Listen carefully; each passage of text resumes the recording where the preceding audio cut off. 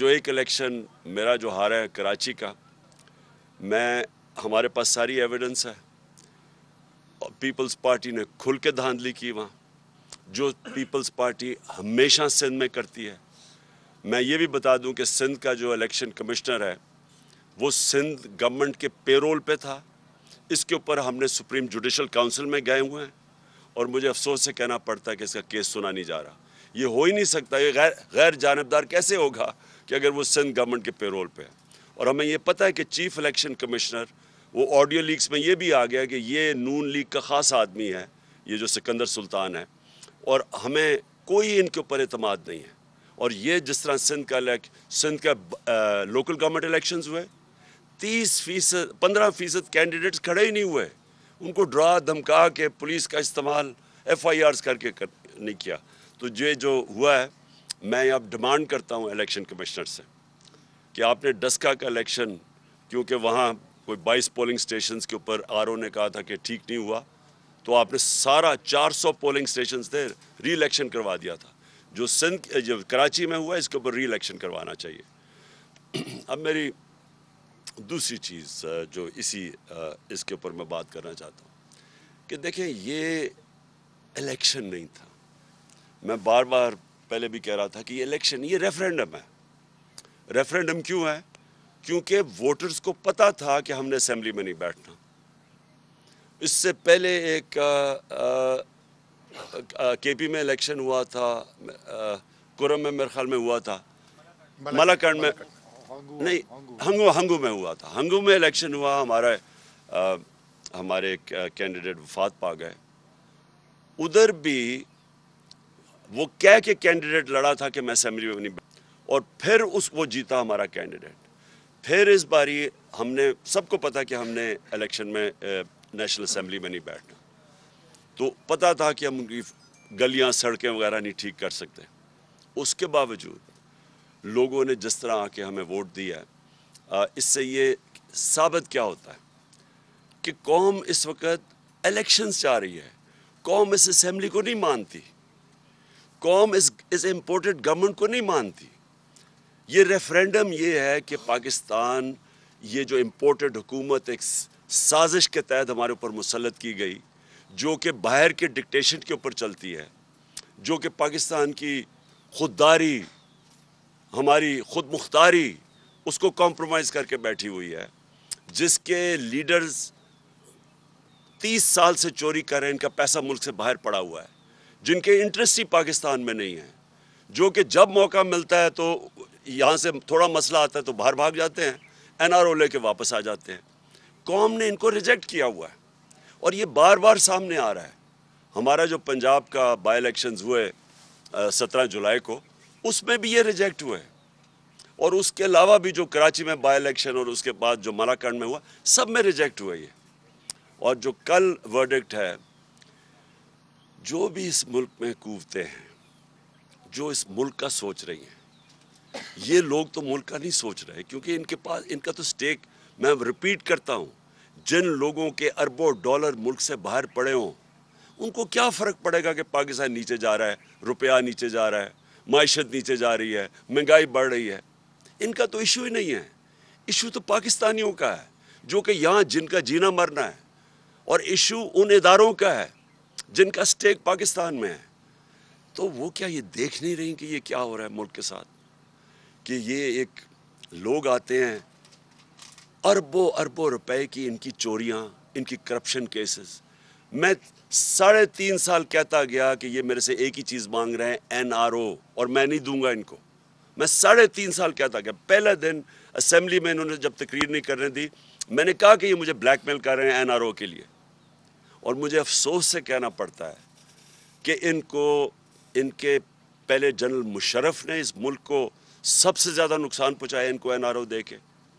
10 साल में पाकिस्तान, या इनके जो 10 साल थे, 4 गुना ज़्यादा पाकिस्तान का कर्जा बढ़ा, मुल्क को बैंकरप्ट छोड़ के चले गए और बाहर भाग गए। और फिर जब मुल्क उठ रहा था, फिर इनको ऊपर मुसल्लत कर दिया गया और फिर NRO दिलवाया इनको। और सारी कौम तमाशा देख रही है कि ये यहाँ सिर्फ छोटा चोर पकड़ा जाता है, ये बड़े बड़े डाकुओं के लिए कोई और कानून है। ان کو کوئی ہمارا انصاف کا نظام نہیں پکڑ سکتا. یہ جب مشکل پڑے گی باہر بھاگ جائیں گے. اور ایسے باہر بیٹھے ہوئے ہیں بڑے بڑے محلات میں, جس طرح کہ ان کی پتہ نہیں کوئی باہر کوئی کون سی بزنسز تھی, سارا پیسہ چوری کر کے باہر لے کے گئے. تو قوم نے ریفرینڈم دے دیا ہے, قوم نے واضح بتا دیا ہے, ان لوگوں کو ریجیکٹ کر چکی ہے قوم. تو لہٰذا میں یہ آج سارے پاکستان کے اداروں کو کہنا چاہتا ہوں کہ جتنی دیر آپ ان کو بیٹھنے دیں گے, جتنی دیر یہ ہمارے اوپر مسلط رہیں گے, ہمارا ملک نیچے جا رہا ہے. ہمیں کہا جی عمران خان نے آئسولیٹ کر دیا پاکستان کو, عمران خان کی فورن پالیسی اتنی بری تھی کہ اب ہم آئسولیٹ ہو گئے ہیں. میں جب امریکہ گیا تھا, جس طرح ڈونلڈ ٹرمپ نے ہمارا استقبال کیا, جس طرح مجھے اس نے رسپیکٹ دی اور میری ڈیلیگیشن کی, سب سے پوچھ لیں. جنرل باجوہ گئے تھے تب, ان سے پوچھیں, کسی سے پوچھیں کہ کبھی کسی پاکستان کے پرائم منسٹر کو اس طرح کی عزت دی ہے. اور جب ٹرمپ نے اس سے میرے جانے سے پہلے جب اس نے پاکستان کی تنقید کی کہ جی اس افغانستان میں ہمارا ڈبل رول تھا, میری ٹویٹ ابھی بھی پڑھ لیں کہ میں نے اس کو کیا جواب دیا. تو اس کو پتا تھا, یعنی اس کو سخت جواب بھی دیا.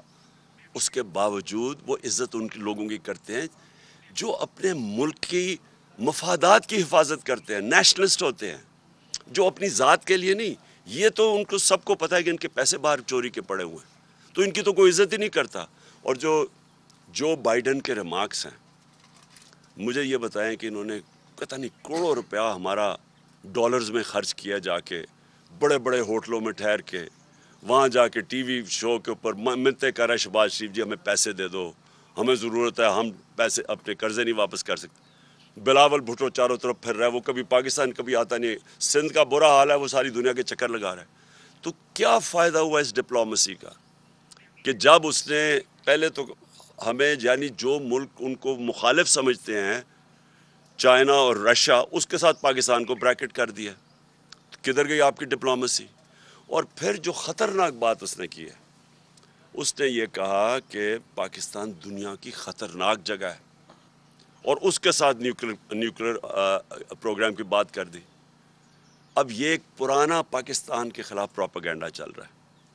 یہ 1980 کی دہائی میں یہ اسلامک بوم کا پروپیگنڈا چلتا تھا مغربی اخباروں میں. مجھے یاد ہے کہ یہ پوری ایک کیمپین تھی کہ جناب باقیوں کے ساتھ انڈیا کے پاس ہندو بوم نہیں, وہ بھی ٹھیک ہے, اسرائیل کے پاس یہودی بوم نہیں, وہ بھی ٹھیک ہے, لیکن پاکستان کے پاس اسلامک بوم ہے اور یہ خطرناک ہے. یہ پوری کیمپین ہے, اور اس کیمپین کے پیچھے جو کیمپین یہ کر رہے ہیں وہ ہمارے دشمن ملک ہیں. تو جب وہ یہ بات کرتے ہیں ہم پاکستان ڈینجرس پلیس ہے اور نیوکلیر پروگرام, پہلے تو ان کی ڈپلومیسی کا میں بتا دوں کہ یہ جو پیر پڑھ کے یہ سمجھتے ہیں کہ ہم جوتے پالش کر کے ہم خوش کر دیں گے لوگوں کو, پہلے تو یہ اس کا فیلئر تسلیم کریں. دوسری چیز یہ کہ جس تیزی سے یہ پاکستان کو اب ڈیفالٹ کی طرف لے کے جا رہے ہیں, جو اب خود ہی اسحاق ڈار نے باہر کہا کہ جی ہم قرضے نہیں دے سکتے, تو ری شیڈیول کیا جائے, 27 ارب ڈالر کو ری شیڈیول کیا جائے. تو یہ تو دنیا کو آپ نے میسج دے دیا ہے کہ ہم ڈیفالٹ کرنے جا رہے ہیں, ہم اپنے قرضے واپس نہیں کر سکتے. تو میں یہ جب 5 مہینے پہلے یہاں سمیع ابراہیم بیٹھے ہوئے ان کے پروگرام میں جب میں نے یہ کہا کہ ہمارا ملک یہ ان کے ہاتھوں میں ہے, جو پہلے بینکرپٹ کر کے 2 دفعہ چھوڑ کے گئے ہیں, اور اب پھر یہ جو آ رہے ہیں اور ان کے پاس کوئی پروگرام نہیں ہے سوائے اپنی کرپشن بچانے کے, سوائے نہ رہو, لیکن کوئی پروگرام نہیں تھا. نظر آ رہا تھا کہ مارکیٹ کو بھی سمجھ آ گئی کہ ان کے پاس تو کوئی پروگرام ہی نہیں ہے. اور میں نے اور شوکت ترین نے, ہم نے واضح طور پہ اپنی اسٹیبلشمنٹ کو پیغام پہنچایا کہ اگر یہ سازش کامیاب ہو گئی, یہ معیشت نہیں سنبھالی جائے گی کسی سے, اور خاص طور پہ ان چوروں سے. تو آج وہی حال ہے, ہم نیچے جا رہے ہیں, اور اگر خدا نہ خواستہ ہم ڈیفالٹ کی طرف چلے گئے تو میں سوال اگلا یہ پوچھتا ہوں کہ وہ دوسرے جنس جو میں نے 5 مہینے پہلے کہا تھا کہ جب وہ ہمارے سے جو قیمت مانگیں گے ہمیں بیل آؤٹ کرنے کے لیے, وہ صرف ایک چیز رہ جائے گی پاکستان کے پاس, کہ ہم ان کو وہ قیمت ادا کریں، اور وہ قیمت ادا کر دی۔ آج یوکرین کا حال دیکھ لیں۔ آج یوکرین کے لوگ کہہ رہے ہیں کہ اگر ہمارا نیوکلیر پروگرام نہ لیتے تو آج ہمارے اوپر حملہ نہ ہوتا۔ تو یہ ہمارے نیشنل سیکیورٹی کا ایشو ہے، اور اسی لیے میں ابھی آؤں گا بعد میں کیوں مارچ کرنا چاہتا ہوں، میں کیوں اتنی دیر ڈیلے بھی کرتا گیا، کہ شاید یہاں عقل آ جائے کسی کو کہ ان کے ہاتھوں اگر ملک رہا تو یہ ان کو کوئی فرق، پھر سے ان کو کوئی فرق نہیں پڑنے لگا۔ ان کے ایسٹس باہر پڑے ہوئے ہیں، ان کے سارا ٹبر باہر بیٹھے ہوئے ہیں، فرق اس قوم کو پڑے گا۔ لیکن اس سے پہلے میں ایک بات کرنا چاہتا ہوں۔ آج ہماری میٹنگ ہوئی، ہماری سینٹرل لیڈرشپ کی، جو سینئر لیڈرشپ ہے، اور ہم ساروں کو جو اعظم سواتی سے کیا گیا ہے، اس سے پہلے شہباز گل سے کیا گیا، اس کے اوپر میں نے میرے اوپر خیر کنٹیمپٹ کیس بھی لگا، دہشت گردی کا کیس میرے اوپر ہو گیا، اور تب بھی میرا مسئلہ تو کسٹوڈیل ٹارچر کا تھا کہ ایک آدمی کو آپ کس قانون کے تحت آپ اس کو پکڑ کے، یا جو غلطی کی ہو، عدالت میں قانون بنے ہوئے ہیں، آپ جا کے ان کے اوپر ایکشن لیں، کس قانون کے تحت پکڑ کے اس کو مارا، ٹارچر کیا، ننگا کیا۔ وہ ایک اور جمیل فاروقی، وہ بھی وہ جرنلسٹ ہیں، وہ کہتے ہیں میرے سے یہ کیا گیا۔ عمران ریاض کو پکڑ کے ایک چھوٹے سے کمرے میں بند کر دیا گیا۔ تو لیکن جو اعظم سواتی سے کیا، میں آج اپنی قوم کے سامنے یہ چیز اس لیے رکھنا چاہتا ہوں کہ ایک پاکستانی ہوتے ہوئے، اب میں یہ نہیں کہہ رہا کہ میں کسی پارٹی کا ہیڈ ہوں، پاکستانی ہوتے ہوئے یہ مجھے اتنی شرم آئی ہے کہ ہم اپنے لوگوں کو اس طرح ٹریٹ کر سکتے ہیں، کہ ہم ان کو اس طرح ذلیل کر سکتے ہیں۔ یہ ذرا سنیں اب، میں ساری جو اعظم سواتی سے کیا ہے، 3 بجے صبح اس کے گھر کے، اچھا ٹویٹ تھی اس کی، بھئی اگر اس کی ٹویٹ تھی اور اس نے جذبات میں آ کے کوئی بات کہہ دی ہے تو اس کے لیے قانون بنے ہوئے ہیں۔ یہ کیا لکھا ہوا ہے کہ یہ ہونا چاہیے تھا کہ 3 بجے اس کے گھر اس کے لوگ آئے، یہ ایف آئی اے کے، اس کے بچوں کے، اس کے پوتے اور پوتی کے سامنے، 4 سال کی اور 8 سال کی، ان کے سامنے اس کو مارنا شروع کیا، ایک 75 سال کے آدمی کو اس کو مارا، نوکروں کے سامنے، گھر میں چیزیں توڑی، اور اس کے بعد اس کو پولیس اسٹیشن لے کے گئے، پولیس اسٹیشن سے ایجنسیز کے ہاتھ میں پکڑا دیا۔ یہ کس قانون کے تحت پکڑا ہے؟ یہ کون سا پاکستان کا آئین اجازت دیتا ہے کہ آپ پکڑ کے ان کو ایک آدمی کو ایجنسیز کے ہاتھ میں پکڑا دیں؟ اور ایجنسیز نے مزید اس کے اوپر تشدد کیا، ادھر جا کے انہوں نے اس کو ننگا کیا، ٹارچر کیا، سیکشلی ٹارچر کیا۔ اس نے عدالت میں آ کے بتایا کہ اسے کیا کیا۔ 75 سال کے آدمی سے، ملک کا سینیٹر، کتنا بڑا جرم تھا کہ جو اسے یہ کیا گیا۔ ساری دنیا کے اندر یہ خبر گئی، یہ سارے باہر کے واشنگٹن پوسٹ جیسے بڑے بڑے اخباروں میں یہ خبر گئی، اور خبر کیا گئی کہ پاکستان کے سینیٹر کے اوپر تشدد کیا اور اس کو پکڑ کے جیل میں ڈالا۔ کیوں؟ کیونکہ اس نے آرمی چیف کی تنقید کر دی۔ آپ دنیا، جمہوریت کے اندر یہ کوئی آرمی چیف کی تنقید کرنے پہ یہ ہوتا ہے؟ کیا یہ سزا ملتی ہے؟ سو دنیا کے اندر یہ شوق ہے، لوگ حیرت میں ہیں کہ یہ کیا ہوا ہے۔ سارے باہر کے اخباروں، میں نے پوری کٹنگ ہے جو باہر کے اخباروں کے اندر یہ چیزیں پبلش ہوئی ہیں، یہ ساری جگہ یہ خبر پبلش ہوئی ہے۔ اس سے سب سے بڑی بدنامی پاکستان اور اس کی جمہوریت کی، کہ کسی جمہوریت میں تصور نہیں کوئی کر سکتا۔ اس کے بعد پاکستانی فوج کی اور پاکستان کے آرمی چیف کی، ان کی بدنامی ہوئی کہ یہ اس کا مطلب کہ فوج آؤٹ آف کنٹرول ہے، فوج، آرمی چیف، یہ اس کا مطلب کہ کوئی قانون کے اوپر ہے، وہ کچھ بھی کر سکتے ہیں ملک میں۔ کیا پاکستان بنانا ریپبلک ہے؟ اور کیا ایک آئین ہمیں انسان کو ڈگنیٹی نہیں دیتا؟ کہ آئین ہماری عزت کو پروٹیکٹ نہیں کرتا کہ اس طرح انسان سے کیا جائے؟ اور ہم نے آج فیصلہ کیا کیا؟ ہم نے یہ فیصلہ کیا، سب سے پہلے تو میں سپریم کورٹ سے جن کا کام ہے انسانوں کے فنڈامنٹل رائٹس کی حفاظت کرنا، میں ان سے کہتا ہوں کہ پہلے تو آپ کو جب وہ شہباز گل بتا رہا تھا اور پھر وہ جمیل فاروقی بتا رہا تھا کہ ان کو ننگا کیا گیا، ان کے اوپر آپ کو ایکشن نہیں لینا چاہیے تھا. اور آپ مجھے بتائیں کہ ملک کے سینٹ کو 75 سال نانا اور دادا اس سے یہ کیا گیا، کیا یہ سپریم کورٹ کی کوئی ذمہ داری نہیں ہے انسانوں کے فنڈامنٹل رائٹس کو پروٹیکٹ کرنا؟ ہم نے یہ اس کے علاوہ فیصلہ کیا. ہم پنجاب اور پختونخوا کی اسمبلی کے اسپیشل سیشن کال کریں گے اس ایشو کے اوپر. دوسرا، ہمارے سینیٹرز سپریم کورٹ میں پٹیشن فائل کریں گے. تیسرا، ہم انٹرنیشنل آرگنائزیشنز کو اپروچ کریں گے اب، جس کے اندر نمبر 1 ہیومن رائٹ کمیٹی جو جنیوا میں آن ٹارچر ہے، اس کی ICCPR جو ان کی ہے اس کے مطابق اس کے اوپر ہم ان کے اوپر پورا لکھیں گے کہ اس سے کیا ہوا ہے. یونائٹڈ نیشنز کا جو اسپیشل ریپورٹر ہے ٹارچر کے اوپر، اس کے پاس ہم بھیج رہے ہیں یہ. یورپین یونین کے ہیومن رائٹس کا جو اسپیشل ریپرزینٹیٹیو ہے ان کے پاس ہم یہ بھیج رہے ہیں ساری ڈیٹیلز. اور انٹرنیشنل پارلیمنٹری یونین بھی ہے پارلیمنٹیرینز کی، ان کے پاس بھی ہم یہ سارا بھیج رہے ہیں. اور مجھے بڑے افسوس سے کہنا پڑتا ہے کہ جو سینٹ کا چیئرمین ہے،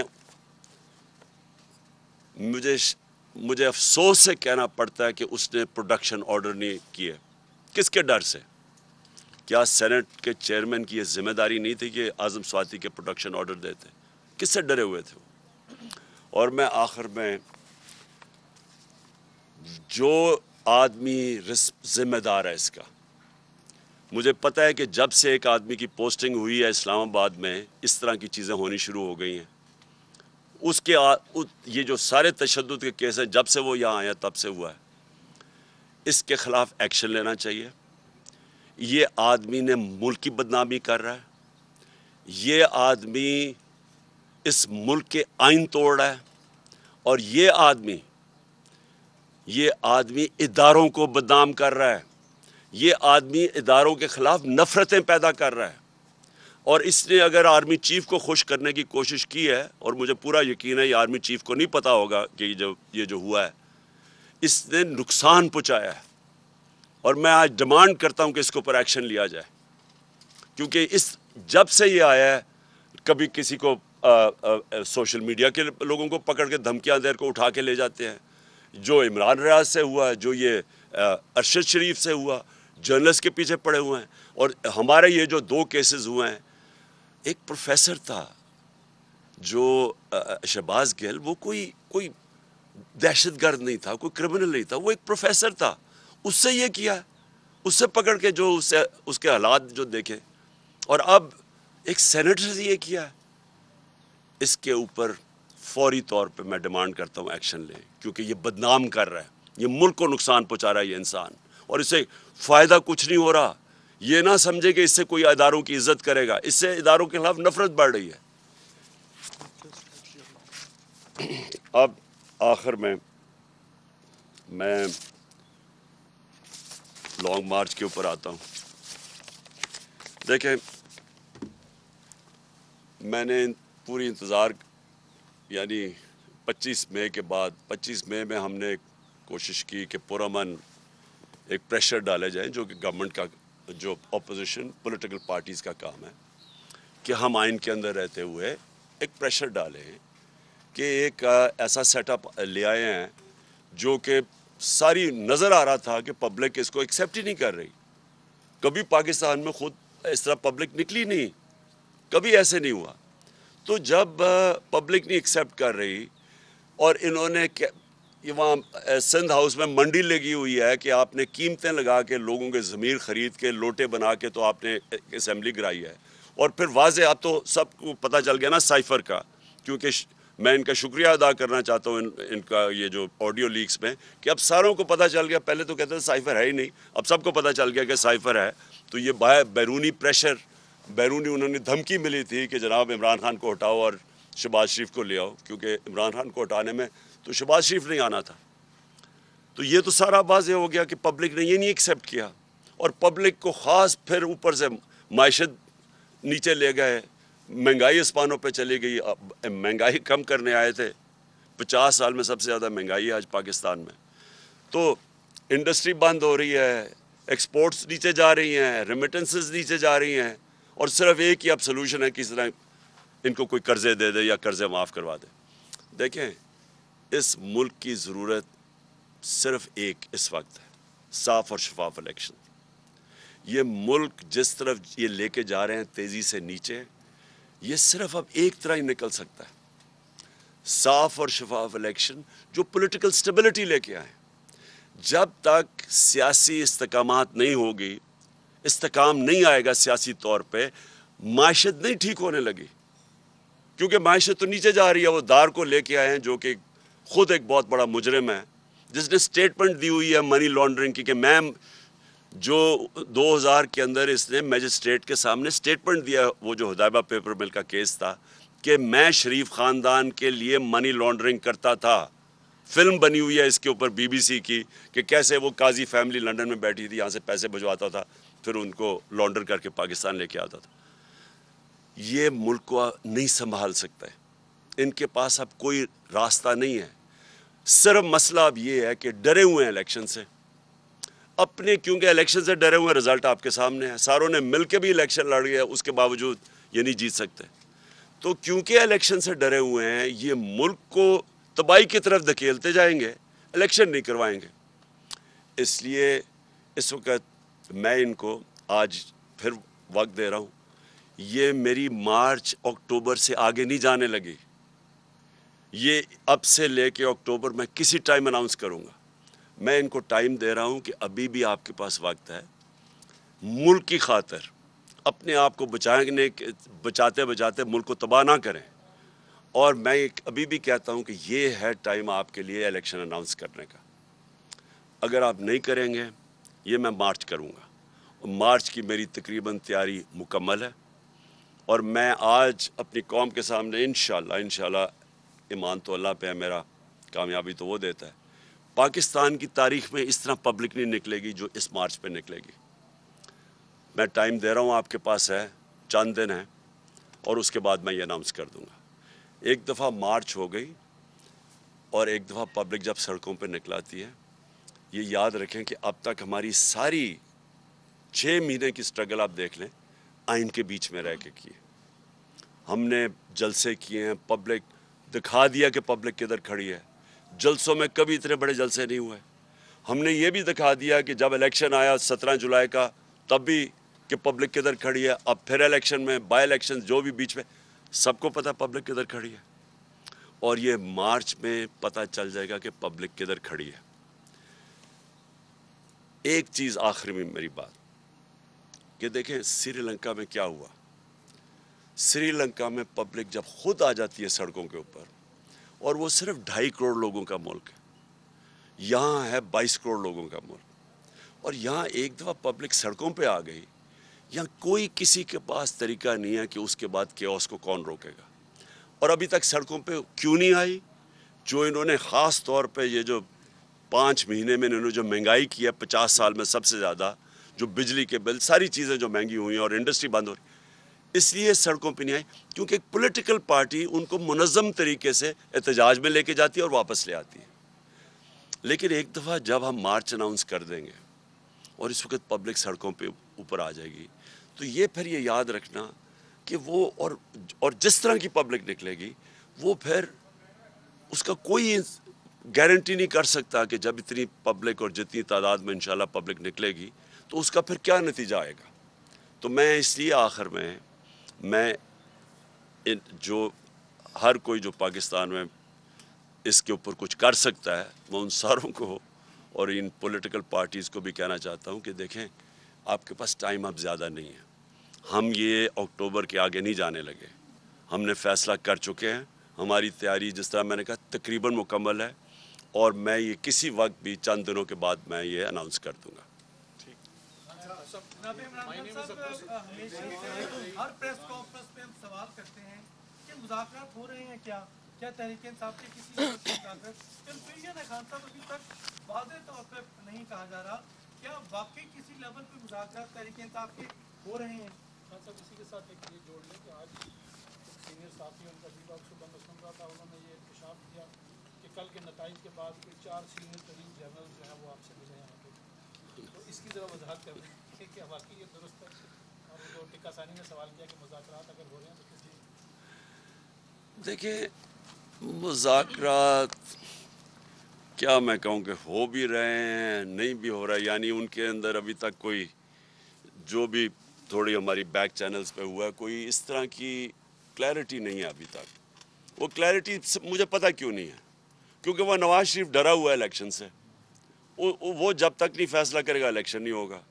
अब उसको खौफ आया हुआ है कि अगर ये सारी पार्टीज़ ने मिल के भी और फिर भी नहीं जीत सकें, तो उनको खौफ आया हुआ है कि इलेक्शन अगर होंगे तो वो हार जाएगा। और वो डरा ये हुआ है कि अगर और वो चाहता ये है कि ये खींचते जाएं इसको, बेशक मुल्क का बेड़ा गर्क हो जाए, क्योंकि पैसा उसको तो फ़र्क ही नहीं पड़ता मुल्क का बेड़ा गर्क हो। तो लेकिन वो ये चाहता है कि अगर शायद ये लंबा चलता जाए तो ये जो वेव है तहरीक इंसाफ का, ये नीचे आना शुरू हो जाएगा। और मैं ये सुन रहा हूँ पिछले 6 महीने से कि जी अब गर्मी आएगी तो कम हो जाएगा, अब रोज़े होंगे तो वेव कम हो जाएगा। फिर किसी ने कहा जी अब ये तो वेव तो बढ़ता जा रहा है। तो लेकिन वो डरा हुआ है कि वो चाहता है कि थोड़ा टाइम लंबा हो, 10 महीने 1 साल हो जाए, ताकि वेव कम हो, तब इलेक्शन करवाए। और तब तक मुल्क को जो नुकसान होता है उसका फिक्र ही नहीं, क्योंकि वो तो बाहर बैठा हुआ है। उमर से एक सेकंड जरा उमर से कर लें सर, उसकी परसों शादी जी, हुई है, हाँ, इसलिए इम्पोर्टेंट है उसका। जी उमर, अभी जो कल ज़िमनी इंतखाब हुआ उसमें जो वोटों का तनासब हुआ, आपके वोटों में इजाफा हुआ। पहली बार लोग ये बात कर रहे हैं कि जो जलसों का मॉब है वो वोटर्स में कन्वर्ट हुआ है। सर एक तो ये बताइएगा कि अभी जो आप देख रहे हैं, अगर इंतखाबात होते हैं तो क्या आपकी पार्टी जो आपने टिकटें तकसीम करनी है, आपकी वो प्लानिंग भी आपने की हुई है कि उस हिसाब से आप जो टिकट तकसीम करेंगे उसमें, क्योंकि लोगों ने आपको वोट ज़्यादा दिया, लेकिन दूसरे अगर कैंडिडेट मुल्तान की बात करें तो वहाँ पर आपकी जो पार्टी है वो हारी है। तो क्या आपको लगता है कि उसमें जो मौरूसी सियासत का एक अंसर था वो आपकी PTI के लोगों ने उसको कबूल नहीं किया? एक तो सर ये बता दें, और साथ सर एक साथ ये छोटा सा क्वेश्चन ये भी है कि जो आपका 25 का जो लॉन्ग मार्च था उसमें और जो आप अनाउंस करेंगे उसमें सर फ़र्क क्या होगा? देखिए पाकिस्तान बदल गया, और ये जो वो नवाज शरीफ और ये जरदारी 90 की सियासत कर रहे हैं, उनको पता नहीं है कि मुल्क चेंज हो गया। और मुल्क बड़ी तेज़ी से चेंज हुआ है, जिसके अंदर सोशल मीडिया का बहुत बड़ा रोल है, क्योंकि जो सियासी शऊर अब आया है वो कभी पहले था ही नहीं। ऊपर से सोशल मीडिया एक नई किस्म की डेमोक्रेसी है कि जिसके पास फ़ोन है उसकी आवाज़ है, ये कभी पहले था ही नहीं। तो जो पुराने ज़माने में रह रहे हैं ना, ये जो नवाज़ और जरदारी, इनका टाइम ख़त्म हो गया। मैं ये आपको बता रहा हूँ कि ये अब जो भी कर रहे हैं ये नहीं जीत सकते, इन्होंने अब हारना है। जहाँ तक आपने कहा ना कि 25 और अब में क्या फ़र्क है, फ़र्क ये है कि 25 में हमने एक पुरअमन एहतजाज की कॉल दी, और हमें कोई अंदाज़ा नहीं था कि इस तरह की शेलिंग होगी। लोगों को उठाए 2 दिन पहले घरों में घुस के जो इन्होंने तशद्दुद किया घरों के ऊपर, औरतें थी वहाँ, यानी मैंने तो कभी पाकिस्तान में ऐसा नहीं देखा। इस बारी जो हमारी तैयारी है वो ये जो भी करेंगे ये फेल हो जाएंगे, क्योंकि वो तैयारी अब ऐसी है कि हमने पूरा, मुझे पता है कि राना सनाउल्लाह जैसे मुजरिम का ज़हन तो किसी बेवकूफ़ को भी पता है कि वो उसमें अकल तो है ही कोई नहीं। वो डंडा मारो जी, ये मारो ये मारो, और मैंने जो ड्रोन कर दिया तो वो ऊपर से ये कर देंगे। उस बेवकूफ़ को ये नहीं पता कि उसको मौका ही नहीं मिल रहा है ये चीज़ें करने का जो मैं कर रहा हूँ अब। माइक ले ले सर, माइक में क्वेश्चन सर, माइक ले ले, माइक सतार साहब कर ले। जी बोलो। खान साहब ये फरमाइएगा कि आपका जो एहतजाज है और आपके एहतजाज और गवर्नमेंट जो है वो मुज़ाकरात नहीं करती, तो आप भी मार्च करते हैं, तो इस तनाव की वजह से कहीं ऐसा तो नहीं कि जमहूरियत की जो है बिसात वो लिपटने के चांसेस हैं? और दूसरा ये कि जो सरकारी अफसरान अलाकार बन के जर्नलिस्टों को, पॉलिटिशियंस को वो स्क्रू कर रहे हैं, क्या उनकी वो लिस्टें आप बना रहे हैं कि नहीं? Thank you. देखिए मैं आपको एक बात बताऊं कि जो इस दौर के अंदर ये 6 महीने के अंदर जिस तरह की फैशिज्म हुई है, जिस तरह का जुल्म किया गया है, जिस तरह की सख्ती की गई है, یعنی جس طرح کی جمہوریت کا قتل ہوا ہے، میں آپ کو یقین، حالانکہ مشرف کے دور میں نے کوئی دن جیل میں گزارے تھے، لیکن میں آپ کو یقین دلاؤں کہ مشرف، کیونکہ میں تو اپوزیشن میں تھا، مشرف کا دور لبرل تھا اس مقابلے میں جو اب ہو رہا ہے۔ میں نے کبھی اس طرح کی اس ملک کے اندر سختی، یعنی یہ جو میں اعظم سواتی کی میں بات کر رہا ہوں، شہباز گل کی، یعنی اس طرح میں نے تو کبھی اس ملک میں ایسی چیزیں نہیں ہوتے دیکھی۔ The recent victory of PTI has prompted many analysts that it might win, two-third majority in the upcoming elections if they are held. But your political opponents have created an impression, especially in smaller provinces, that if Imran Khan is voted into power again, he might scrap 18th Amendment and might introduce presidential system.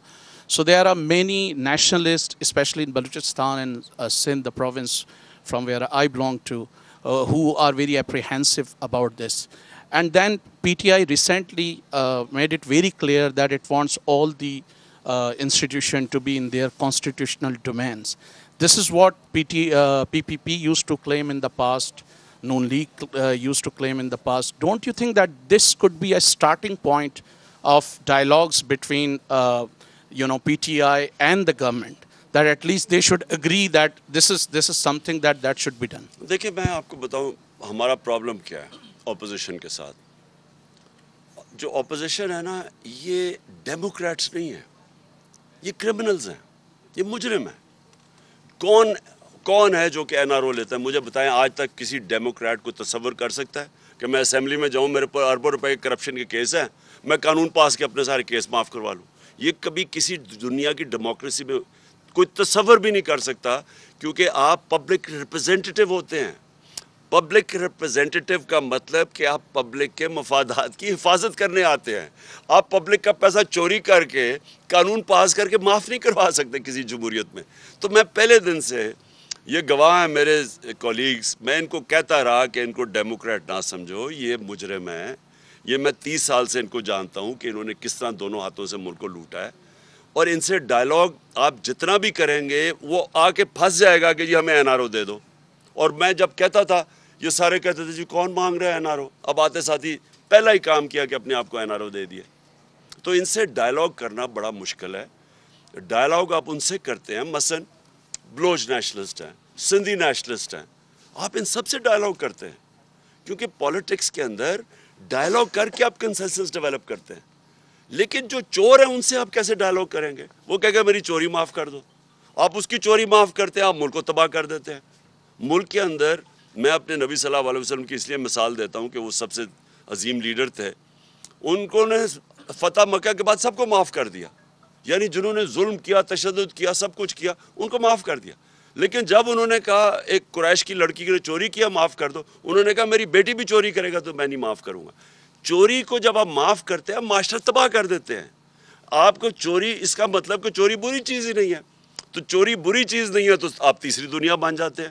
ساری developing world کے اندر اسی طرح کے لوگ بیٹھے ہوئے ملک کو چوری کر کے پیسہ باہر لے کے جا رہے ہیں، اس لیے وہ ملک غریب ہے۔ جی ایک منٹ، وہ Shiraz Ahmed Shirazi, Neo TV سے سوال ہے میرا۔ Sir Shiraz Ahmed Shirazi, Neo TV سے سوال میرا یہ کہ کل کے ضمنی انتخابات میں پی ٹی آئی کی جیت اداروں کے کردار کو کہا دیکھتے ہیں خان صاحب؟ کیا بقول آپ کے نیوٹرلز کر واقع نیوٹرلز رہے، اور کیا یہ تاثر تو نہیں دیا جا رہا کہ نیوٹرلز کل یا ضمنی انتخابات میں نیوٹرلز رہ کر جو جنرل انتخابات تھے اس میں جس طرح آپ ان پر الزامات لگاتے ہیں کہ وہ پری پلان دھاندلی کرتے ہیں، تو اس میں وہ پری پلان دھاندلی کریں؟ دیکھیں، کئی دفعہ گیم ادھر چلی جاتی ہے کہ دھاندلی کے باوجود بھی آپ نہیں جیت سکتے۔ اب میں جب ہندوستان اور پاکستانی کرکٹ میچز ہوتے تھے تو وہ ہمارے اپنے امپائر ادھر ہوتے تھے، ان کے امپائر ادھر ہوتے تھے، وہ ہم ادھر نہیں جیت سکتے تھے، وہ ادھر نہیں جیت سکتے تھے، کیونکہ ٹیم مشکل میں پڑتی تھی، امپائر مدد کرنے آ جاتے تھے۔ میں واحد کیپٹن ہوں جو ہندوستان کے امپائروں کے باوجود جیت کے آیا تھا۔ یہ ہم امپائروں کے باوجود جیت رہے ہیں، لیکن یہ ہم امپائروں کے باوجود، کیونکہ یہ جو ہے نا، یہ سکندر سلطان سے بد دیانت دار الیکشن کمشنر میں نے پاکستان کی تاریخ میں نہیں دیکھا۔ اور وہ آ ہی گیا، آڈیو لیکس میں وہ آ ہی گیا ہے کہ وہ انسٹرکشنز لے رہا ہے کہ اچھا چن کے یہ 8 حلقے رکھو تاکہ کسی طرح آپ دونوں مل کے، تو الیکشن کمیشن مل کے ہرا رہی۔ اس نے ہمیں اتنا نقصان پہنچایا۔ یہ اس طرح ہوتا ہے کہ یہ نون لیگ کا ایک حصہ ہے، ان کے ساتھ بیٹھ کے اس نے جو پنجاب کے بھی ضمنی الیکشن تھے، जो 20 हुए थे बाई इलेक्शंस, उधर भी जाके सारा वक्त वो मरियम और उसके साथ बैठा होता था, हमजा के साथ, ये सारा वक्त प्लान हल्के बनाने के अंदर ये सारा इसने उनके साथ मिलके काम किया है, और इसके बावजूद हम जीते हैं। लेकिन इलेक्शन कमीशन देखें, इसने सबसे बड़ा जुल्म किया कि इसने ईवीएम मशीन्स नहीं आने दी। अगर ईवीएम मशीन होता, ये कराची का इलेक्शन के अंदर मसले ही ना आते। वो अब घुसे हुए हैं पुलिस वाले अंदर और वो स्टैंप्स लगा रहे हैं। ईवीएम मशीन होता तो आप कर ही नहीं सकते धांधली। और हम कहते रहे गवर्नमेंट में बैठे कि ईवीएम मशीन्स लेके आओ। ये इलेक्शन कमीशनर मिला हुआ था नून लीग और इनके साथ और हैंडलर्स के साथ, और ये आने नहीं दे रहे थे मशीन, क्योंकि ये धांधली करना चाहते हैं। सदीक जान इस वक्त जो हम चीज़ें देखते हैं कि नैब ख़त्म हो गया, मरियम नवाज़ बरी हो गई, शबाशी बरी हो गए, हमजा बरी हो गए, ईवीएम ख़त्म हो गया, ओवरसीज़ पाकिस्तानियों के वोट ख़त्म हो गए, यानी जितनी चीज़ें इस हुकूमत ने आगे करनी थी वो सारी चीज़ें ख़त्म हो गई हैं, सिवाय एक चीज़ के, वो है मियां नवाज शरीफ वापसी। इस वक्त जो नज़र आता है वो ये आता है कि दो वजूहात से इलेक्शन नून लीग नहीं जाना चाहती। एक नून लीग इसलिए नहीं जाना चाहती कि वो कहते हैं लेवल प्लेइंग फील्ड, और उसका मतलब है नवाज शरीफ वापसी। उस पर आप क्या कहते हैं? और साथ ही जो एक ये बहुत ख़तरनाक एक तासुर बन गया है कि इमरान खान की कामयाबी फ़ौज की बतौर इदारा शिकस्त तस्वुर होगी। तो इस तासुर को आप कैसे ज़ाहिर करेंगे जिस वजह से शायद इदारे भी इलेक्शन को डिले कर रहे हैं और इलेक्शन की तरफ वो नहीं जाना चाहते? देखिए, पहले तो अब मैं यहाँ ज़रा दो ज़हन में हूँ। नवाज शरीफ को इलेक्शन सिर्फ तब लड़ सकता है कि उसकी चोरी माफ़ कर दी जाए। अब जब आपने उसकी चोरी माफ़ कर दी, क्योंकि चोरी तो सामने है, 4 बड़े बड़े लंदन के फ्लैट हैं इसके, अरबों रुपए के, बता नहीं सकता पैसा किधर से है, बेटी के नाम पे फ्लैट लिए हुए हैं। इससे बड़ा क्या, यानी सबूत क्या चाहिए आपको? वो तस्लीम कर रहा है कि हाँ ये हमारे फ्लैट है, और वो तस्लीम भी तब किया जब पैनामा के अंदर इंकशाफ हुआ। उससे पहले नहीं मानते थे, उससे पहले तो कहते थे लंदन तो छोड़ो, पाकिस्तान में भी कोई प्रॉपर्टी नहीं है। तो जब पकड़े गए उसके बाद उन्होंने तस्लीम किया। अभी तक नहीं बता सके कि वो पैसा किधर से आया। अब आप उस आदमी को चलें, एक मुजरिम को आप कहते हैं कि इलेक्शन लड़ने दो। मेरा तो पूरा दिल है, क्यों देखें मैं तो एक स्पोर्ट्समैन रह चुका हूँ। मैं तो कमज़ोर टीमों से खेलता ही मेरा दिल ही नहीं करता था। मैं शायद वाहिद कैप्टन था, जब कमज़ोर टीम आती मैं किसी और को खिलाओ। तो मैं तो चाहता हूँ कि वो आए और उसके साथ मेरा मुकाबला हो। लेकिन साथ साथ ये सोच लें कि फिर हमने मुजरिमों को, यानी जुर्म में कोई बुरी चीज़ ही नहीं है, कोई भी आके इलेक्शन लड़ ले। वैसे जो NRO मिल गया, अब मुझे लगता है वो वैसे ही बरी हो जाएगा, तो चलो अच्छा आए मुकाबला करे। लेकिन वो इतना डरपोक आदमी है, वो तब तक नहीं मैच खेलता था जब तक उसका अपना अंपायर खड़ा ना हो। जिमखाना क्लब के अंदर आज भी किसी से पूछ लें, बड़े लोग हैं, या अभी जो खेलते थे हमारे साथ, ये सलमान लोगी से पूछ लें, जो वो पहले अपना अंपायर लेके आता था दोनों तरफ, फिर खड़ा होकर बैटिंग करता था। बल्कि वो 1-2 सहाफ़ियों ने भी ये इसके ऊपर लिखा हुआ है। तो वो कभी खेल ही नहीं सकता मैच सही तरह न्यूट्रल अंपायर से।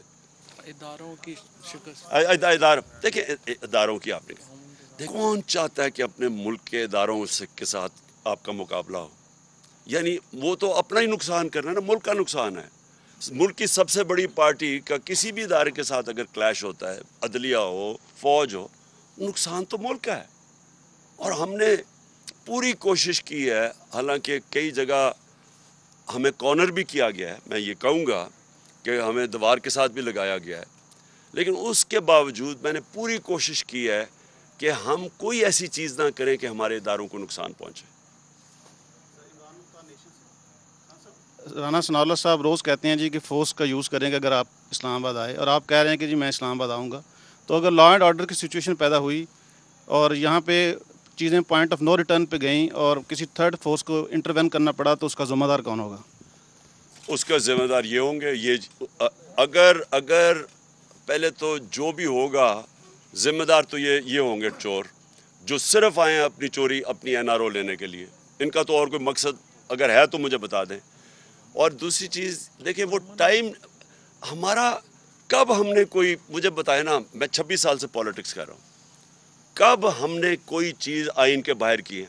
मैं अब सारे लोगों से हल्फ लेता हूँ हर जगह कि उन्होंने पूरी तरह हमारे साथ खड़े होना है आज़ादी, हकीकी आज़ादी के लिए, लेकिन साथ कहता हूँ कि आइन के दायरे के अंदर रहेंगे, आइन की पासदारी करेंगे, क्योंकि मैं डेमोक्रेट हूँ। ये वो लोग हैं, 3 दफ़ा इन्होंने लॉन्ग मार्चेस की, फजल रहमान आए, ये सारे कंटेनर पर इकट्ठे खड़े थे। क्या हमने कोई तशद्दुद किया? कोई हमने टीयर गैसिंग की? कोई हमने इनके अगेंस्ट FIR काटी? تو یہ جو ایک مجرم, کیونکہ یہ تو ہے ہی ایک قاتل آدمی, اس کا آپ کو پتہ ہے کہ یہ عابد شیر علی کا باپ کہتا تھا اس نے 18 قتل کیا ہے, کوئی کہتے ہیں 18 25 یا 24 کیے, جو بھی ہے.